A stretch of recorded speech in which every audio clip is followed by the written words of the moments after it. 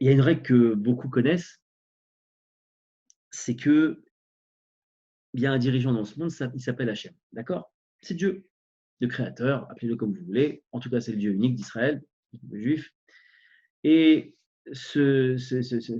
et Hachem, c'est lui qui va décider si un enfant sera normal ou pas. Il va décider si on peut avoir ou pas des enfants. Une petite anecdote d'une personne qui m'est proche. Pendant des années, il n'a pas réussi à avoir d'enfant. Et peut-être 4 ans au début de son mariage. Et à coup de beaucoup de prières, à beaucoup de prises sur lui de tchouva, d'études, etc. Ils ont, Baruch Hashem, réussi à avoir un enfant au bout de 4 ans. Le bilan qu'a fait ce monsieur était très, très, très, très marrant parce qu'il disait que, en fait, ils auraient pu prendre, la femme aurait pu prendre la pilule, en vérité, et pour ne pas avoir d'enfant. Et puis, certains couples décident de faire ça. Encore une fois, je répète que la pilule, tous les moyens de contraception doivent être sous, sous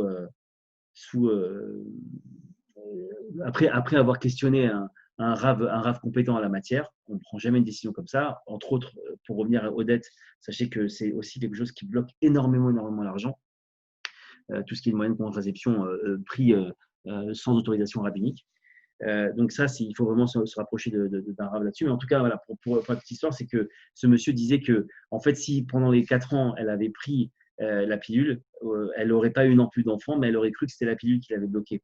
Et on voit bien que, en fait, c'est tout simplement Hachem qui avait bloqué la venue de cet enfant jusqu'à la 4e année où cet enfant est enfin venu.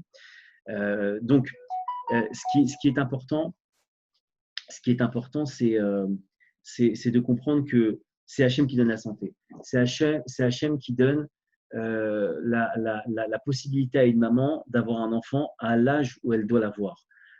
Encore une fois, vous savez, dans notre Torah, elle n'est pas un livre d'histoire du tout. Et en fait, on a un cas extraordinaire, c'est le cas de Sarah. Vous savez que Sarah, la femme d'Abraham, elle a eu son enfant à l'âge de 89 ans ou 90 ans, si ma mémoire est bonne, peu importe. Donc un âge complètement fou au niveau de la science. Si vous donniez ce cas aux scientifiques de nos jours, et je pense qu'ils auraient tous une syncope. Mais la Torah n'est pas un livre d'histoire, mais au contraire, c'est des leçons pour nous.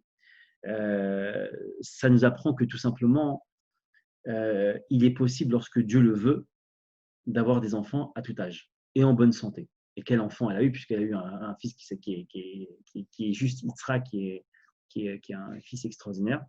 Et donc, et évidemment, bien portant, bien formé, etc. Bon.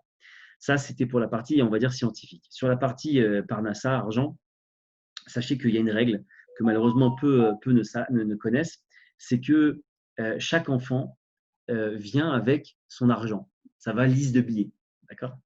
Alors, en fait, c'est le problème à l'envers. Les gens qui pensent qu'en ayant une bouche à nourrir supplémentaire, ça va réfréner, on va dire, la largesse, on va dire, de la parnassa, de l'argent, c'est complètement faux. Au contraire, c'est lui qui amène son argent. Et donc, en vérité, c'est très possible qu'une famille qui était restreinte, des fois, se retrouve avec à gagner une somme assez importante parce que tout simplement, l'âme de cet enfant a pour, entre guillemets, destinée de grandir dans une aisance. Et cette aisance, c'est lui qui la ramène.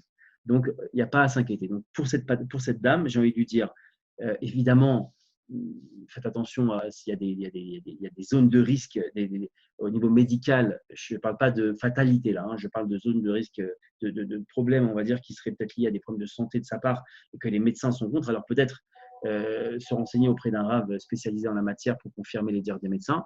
Mais en tout cas, si cette personne n'a pas de problème médical à proprement parler et que c'est simplement certaines craintes qu'elle a, qu'elle n'hésite pas un seul instant et au contraire, elle verra que la bénédiction arrive à point nommé à chaque fois.